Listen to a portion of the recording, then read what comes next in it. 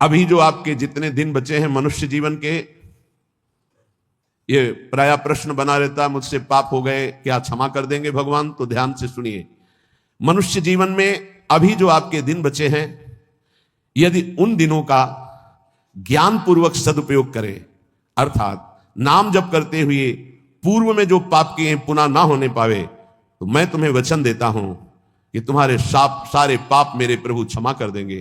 तुम्हें कोई भी पाप का दंड नहीं भोगना पड़ेगा। जितनी श्वासें अब बची हैं, जितना जीवन बचा है, अब ज्ञान पूर्वक व्यतीत कीजिए। कोई पाप कर्म जो पीछे हुए पुनः मत कीजिए और नाम जप कीजिए, सारे पाप आपके प्रभु क्षमा कर देंगे।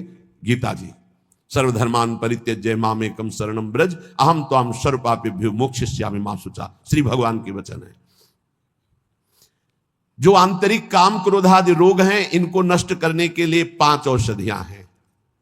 जैसे पेट खराब हो जाए तो पंचसकार चूर्ण की आवश्यकता होती है, ऐसे ही हमारा विचार खराब हो गया है, दिमाग खराब हो गया है।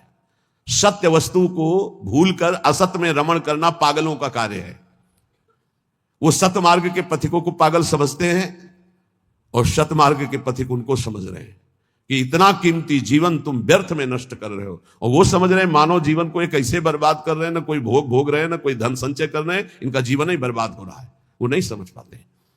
ये 5 हैं जो तुम्हारे आंतरिक भवरोग को नष्ट कर देंगे। पाप जो हो रहा है, उस पाप की प्रवृत्ति का नाश कर देंगे।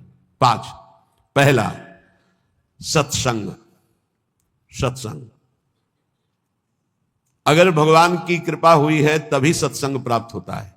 प्रथम भगति संतन कर संगा, दूसरी रति मम कथा प्रसंगा। सबसे पहली कृपा भगवान की होती है कि सत्संग प्राप्त होता है। अहो भाग्य रोज सत्संग प्राप्त हो। अहो भाग्य। जिस दिन होता कि आज पूज्य श्री मथुरादास जी कथा करने नहीं आएंगे, उनका स्वास्थ्य खराब है, या आज उनकी निर्जला एकादशी है, उस दिन ऐसा लगता है जैसे वज्रपात हो गया हो कि आज महापुरुषों के चरित्र सुनने को नहीं मिलेंगे। जो महापुरुषों से सत्संग प्राप्त, वो फिर और जैसे रबड़ी पाने के बाद गुड़ का सीरा चाटने की इच्छा नहीं होगी। यद्यपि वो भी मीठा होता है, वो भी पवित्र गन्ने के रस से बनता है, पर नहीं, जो रसमलाई पा चुके हैं ना, उनको फिर गुड़ का स्वाद नहीं आएगा। ऐसे ही जो सच्चिदानंद में डूबे हुए महापुरुषों के वचनों को श्रवणेंद्रिय से पान कर लिए ना, फिर वो केवल शाब्दिक प्रवचन में उसका श्रवणेंद्रिय स्वाद नहीं ले पाएगी। उसको चाहिए अनुभवी, क्योंकि उतने गरु वचन सुन लिए तो अब फिर और नहीं। अगर भगवत प्राप्त महापुरुष का सत्संग सुन लिया तो इन कानों की इतनी गरु स्थिति हो जाएगी कि वो हल्का शब्द सुन ही नहीं सकते। वो खुद अपने आप उनको लगेंगे बंद करो यार। वो कान इतने बड़े व्यसनी हो चुके हैं भगवदानंद के कि बिना भगवदानंद प्राप्त हुए महापुरुष के वचन उसे अच्छे ही नहीं लगेंगे। जब द्रवय दीन दयालु राग हो तो साधु संगति पाइए। पहला है आंतरिक रोगों के नाश करने का उपाय सत्संग। जिसे सत्संग मिल गया तो बड़ी भारी विजय प्राप्त करने का अवसर मिल गया। रोज सत्संग में असत विकारों के प्रति हे भाव और भगवान की प्राप्ति के लिए उत्साह पैदा होता है, रोज जो सत्संग सुनते हैं। दूसरा, पहला सत्संग, दूसरा स्वाध्याय। जो हमारे आचार्य की वाणी है, जो गुरुदेव ने आदेश किया जिन ग्रंथों का स्वाध्याय करने के लिए, उन्हीं ग्रंथों का स्वाध्याय करना चाहिए। स्वाध्याय का मतलब नहीं कि कुछ भी स्वाध्याय करो, नहीं, गुरुदेव के अनुसार शास्त्र स्वाध्याय करना चाहिए, जो गुरुदेव आदेश कर रहे हैं। जो आचार्य वाणी है, जो हमारी उपासना में हमको पुष्ट कर सकते हैं, वही स्वाध्याय करना चाहिए। तीसरा है आहार, स्वल्पाहार। सत्संग, स्वाध्याय, स्वल्पाहार। आहार का बहुत बड़ा रोल है जीवन के उत्थान में। भगवान शंकराचार्य जी ने भी साधन पंचक लिखा है, उसके एक एक शब्द का आगे श्लोक तो बहुत बड़े। वेदो नित्यम अधीयताम, संगा सत्सु विधीयताम, महावाक्यार्थस्य विचारिताम, क्षुध व्याधि चिकित्सताम, एकांते सुखमास्यताम। 5 बातें, इन्हीं का विस्तार वर्णन किया है। वेदो नित्यम अधीयताम, नित्य शास्त्रों का स्वाध्याय होना चाहिए। संगा सत्सु विधीयताम, भगवत प्राप्त महापुरुषों का संग होना चाहिए। महावाक्यार्थस्य विचारिताम, उनके द्वारा जो बोले गए वचन हैं उनको विचार करके चिंतन के द्वारा अपनी स्थिति बनानी चाहिए। चौथा अपने आप कहा, जो इसमें तीसरे में स्वल्पाहार है, उसमें कहा क्षुध व्याधित चिकित्सताम, क्षुधा रूपी व्याधि की चिकित्सा करे, भिक्षान्नम औषधम।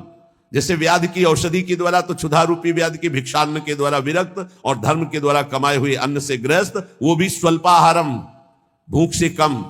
बहुत बड़ा इसमें योग है, आप अच्छे से समझ लीजिए। आप समझते हैं अधिक पाने से आप बलवान होंगे, बिल्कुल भूल है आपकी, ये भूल बहुत बड़ी है। अल्पाहार करने से जीवनी शक्ति बहुत प्रबल होती है। जितना आप भजन में उन्मत्त होने वाले महापुरुषों को देखेंगे, वो अल्पाहार करने वाले होंगे। अधिक आहार करने में प्रमाद स्थिति बढ़ती, तमोगुण बढ़ता है। ये रहस्य जान लीजिए। अल्पाहार करोगे आप में बहुत तेज बना रहेगा, आप में जीवनी शक्ति। जो अधिक पा लेते पूरी शक्ति पचाने में लगती, तो भजन आदि में नहीं, प्रमाद स्थिति रहती है।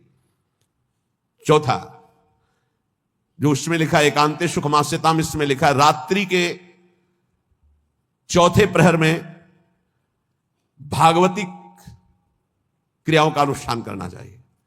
ध्यान है, नाम जप है, तो अपने यहां तो ऐसी बढ़िया दिनचर्या है कि आपको अनुष्ठान करने की जरूरत नहीं, सम्मिलित होने की जरूरत है।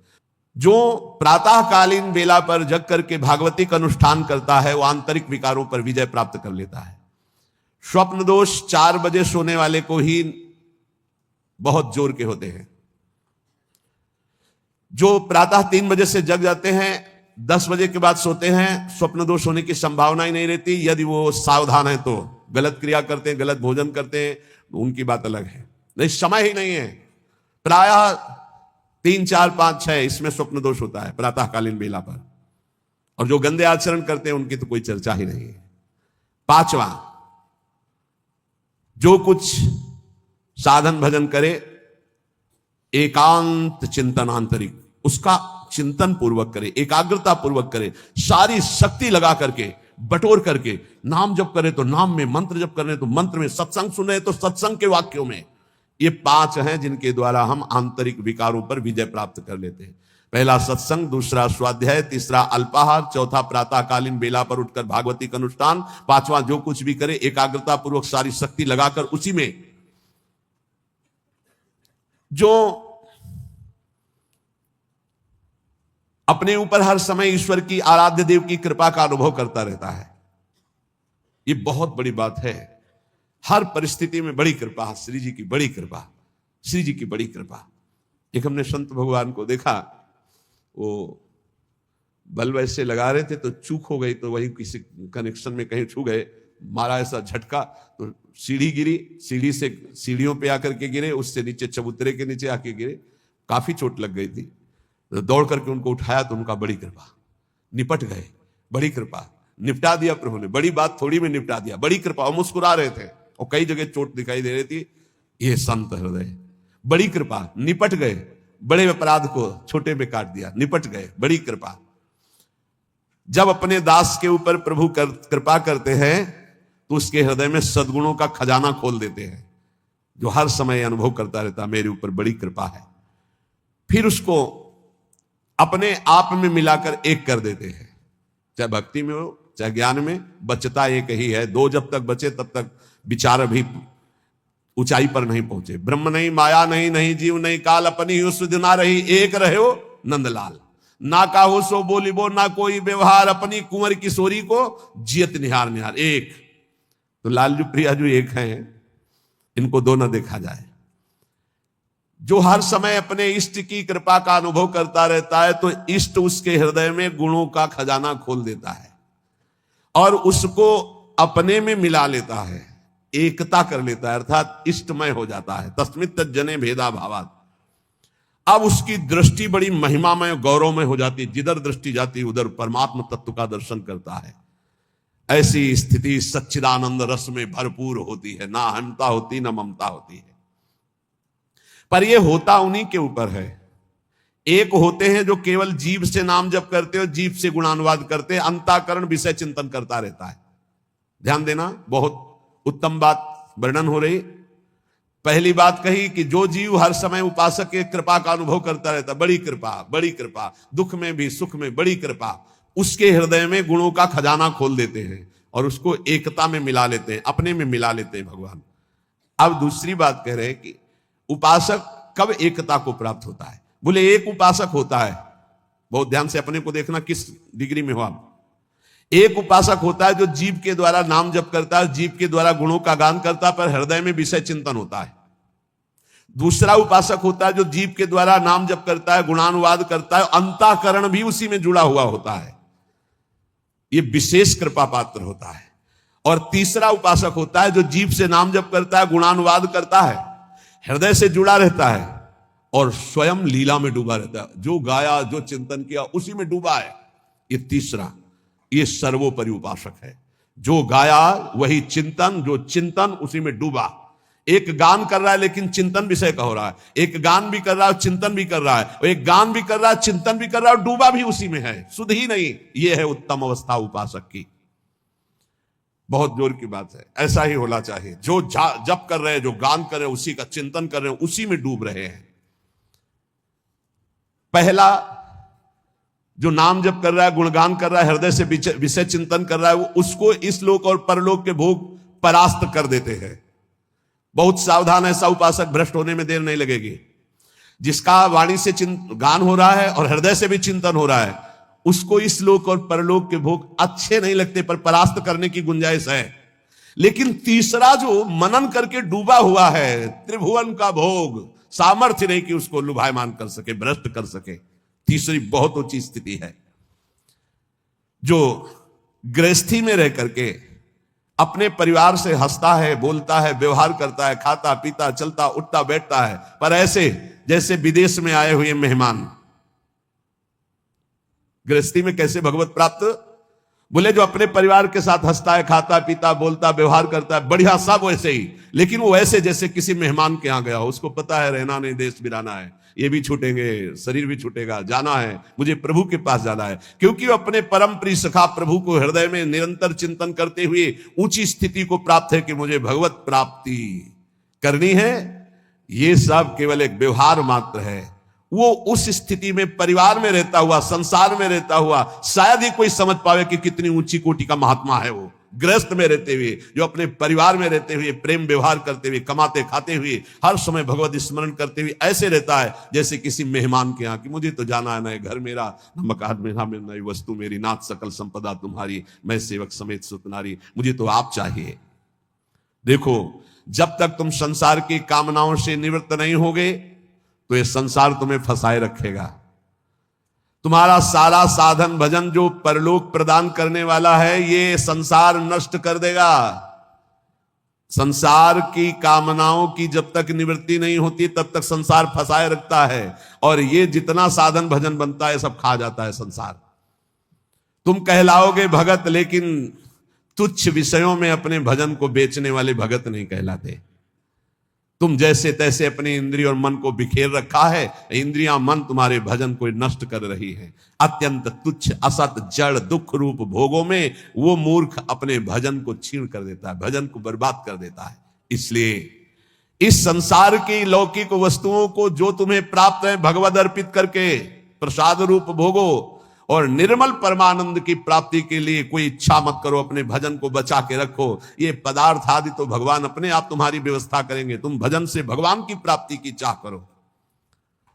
जो इस बात को स्वीकार कर लेते हैं उनके अंदर एक नई कामना जागृत होती कि कुछ लोग तो ये जान जाएं कि मैं भजन करता हूं, ये बहुत जोर की इच्छा होती है।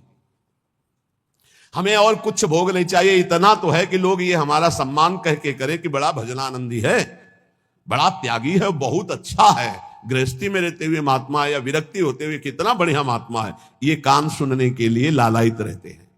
लोग मेरी योग्यता को जाने कि मैं कितना अच्छा हूं, ऐसी इच्छा जो करता है तो इच्छा करते ही वो परम पद का अधिकार खो देता है। समझ लो, लोगों में जानकारी फैलाने की इच्छा मतलब संसार में सतबुद्धि, मतलब प्रतिष्ठा कीर्ति की चाह, मतलब भगवत प्राप्ति की योग्यता खो देना। ये तीन बातें बड़ी दुर्लभ हैं। निर्धनता में भी दूसरों की सेवा करने का, दान देने का उत्साह, एकांत में पापाचरण ना करने की दृढ़ भावना, ये बहुत कठिन बातें, बहुत कठिन बातें। निर्धनता में भी दान देने का, दूसरों की सेवा करने का उत्साह, एकांत में कभी पाप ना करने की दृढ़ भावना, और जिससे भय लगता है ऐसा कभी कोई वचन, आचरण, संकल्प मन में ही ना आने पावे। भय लगता है पाप कर्म से, पाप कर्म ही भय प्रदान करता है। तो पाप कर्म से कैसे निवृत्त हो, क्रम बाई क्रम वर्णन कर रहे हैं। तो जो पाखंडी लोग हैं इनका संग का त्याग कर दे। पाप निवृत्ति के लक्षण, पाप तुमसे बनेंगे ही नहीं। पाखंडी लोगों से दूर रहना, खुली बात कह रहे हैं। महापुरुषों के वचन किसी से कोई लेना देना नहीं रहता, इसलिए मस्ती से बोलते हैं। पाखंड कहते हैं पाप के खंड को। पाप जो ऊपर से सदाचरण का वेश धारण किए हुए हैं और अंदर से पापाचरण करते हैं। बहुत ही लुभावना पाखंड होता है। लुभावना आप देख के समझ ही नहीं सकते। हमारी योग्यता ऐसी नहीं हो, हम अपनी योग्यता दिखाते हैं तो पाखंड एकदम भी कहा जाता है। इससे पाप की प्रवृत्ति होती है। पाखंड से बचे और पाखंडी लोगों से बचे, खुली बातें हैं। जो असत्य में भोग सुख प्राप्त करना चाहता है वो पाप किए बिना रह नहीं सकता। ऐसे पाप का आचरण करने वालों का संग बिल्कुल नहीं करना चाहिए। अहंकार पापों की रति प्रदान करता है, इसलिए अहंकारी का संग नहीं करना चाहिए, अहंकार का संग नहीं करना चाहिए। पाखंड नहीं धारण करना चाहिए, पाखंडियों का संग नहीं करना चाहिए। असत्य के भोग की लालसा पाप करवाती है और असत्य के भोगों में रत पापियों का संग नहीं करना चाहिए। अहंकार ही भोगों में रत कराता है, इसलिए अहंकार नहीं अंदर आने देना चाहिए और अहंकारियों का संग नहीं करना चाहिए। प्रभु की ओर अग्रसर होने वाले जितने साधक हैं उनको सावधान रहना चाहिए ऐसे अहंकारी असत भोगों में लगे हुए पाखंडियों से। कल्याण के मार्ग पर चलना है तो अधर्म और अनीति और पाप कर्म छोड़ने की दृढ़ प्रतिज्ञा करनी होगी। अगर हम सावधानी से नहीं संग करेंगे तो बहुत ही पाखंड का बोलबाला है। आप ऐसा ना समझ लें कलिकाल है। ये मन चले लोग जो भगवान की प्राप्ति का कोई मार्ग ही नहीं जानते, जिसकी बातचीत में थोड़ा भी लोभ दिखाई दे, जिसकी बातचीत में थोड़ा भी काम आदि दोष का लक्षण दिखाई दे, कभी संयोग नहीं करना चाहिए, चाहे जितना बड़ा कोई हो। दूरी बना के रखनी चाहिए। इसीलिए पहला शब्द लिखा है पाप की निवृत्ति के लक्षण, तो बोले पाखंड और पाखंडी लोगों के संग का त्याग कर देना चाहिए। दूसरा, असत्य भोगों में जिनकी रति है उस असत्य भोग और असत्य भोगों में रति करने वाले का त्याग कर देना चाहिए। तीसरा, अहंकार और अहंकार की वृत्तियों में फंसे हुए लोगों का, इनका त्याग कर देना चाहिए। जिसको कल्याण मार्ग में चलना है अधर्म अनीति और पाप कर्म छोड़ने की दृढ़ प्रतिज्ञा करनी चाहिए। जो पीछे पाप हो गए हैं वो इसी प्रतिज्ञा से भस्म हो जाते हैं। कभी भी ये नकारात्मक भाव रखने वालों का संग करने वाला सकारात्मक भाव में आगे नहीं बढ़ सकता है, इसलिए बहुत सावधान रहना चाहिए। जो सांसारिक मान बढ़ाई कीर्ति परिस्थिति वस्तु रुपया आश्रम इनकी प्राप्ति की चाह रखता है वो कभी भगवान की प्राप्ति की चाह करने वाला हो ही नहीं सकता है। जो त्याग की हुई वस्तुओं का पुनः भोग करता है वो श्वान के समान होता है, वो साधु नहीं होता है। श्वान समझते, सम्मान शब्द सूचक श्वान है, नहीं उसको कुत्ता कहते हैं। बमन को कौन खाता है? कुत्ता। तो रमा बिलास राम अनुरागी तजत बमन जिम जन बड़ भागी। बमन के समान भगवान के भक्त संपूर्ण भोगों का त्याग कर देते, तो वमन के समान त्यागे हुए भोगों को पाने वाला श्वान कहा जाता है। भक्त भगवत प्रसाद पाता है और जीवन को भगवत प्रसाद में करता है। यहां खुली महापुरुषों की बातें, कोई लगा लेश नहीं है। उपास्य प्रभु का स्मरण सेवन करना, प्रभु की प्राप्ति के लिए सारे स्वार्थों का त्याग कर देना, अंतःकरण को भगवदाकार बनाना। कोई भी जीवन में ऐसा आचरण ना हो जो संतों ने ना किया, वो कभी आचरण नहीं होना चाहिए जो संतों ने कभी नहीं किया। ये ध्यान रखना चाहिए। वेश धारण करके हमसे अगर कोई गलती है उसे त्याग देना चाहिए, हमें सुधारना चाहिए। आहार निद्रा इन पर विशेष शासन करता है, चाहे गृहस्थी का साधक हो चाहे विरक्ति का। आहार निद्रा इन पर शासन करे। वैराग्य का एक भी लक्षण कम ना होने पावे। अगर एक भी छेद हो जाए तो जैसे घड़ा भर नहीं पाता, ऐसे अंतःकरण पूर्ण दृढ़ भगवत मार्ग में नहीं लग पाएगा यदि वैराग्य का एक भी लक्षण कम हुआ।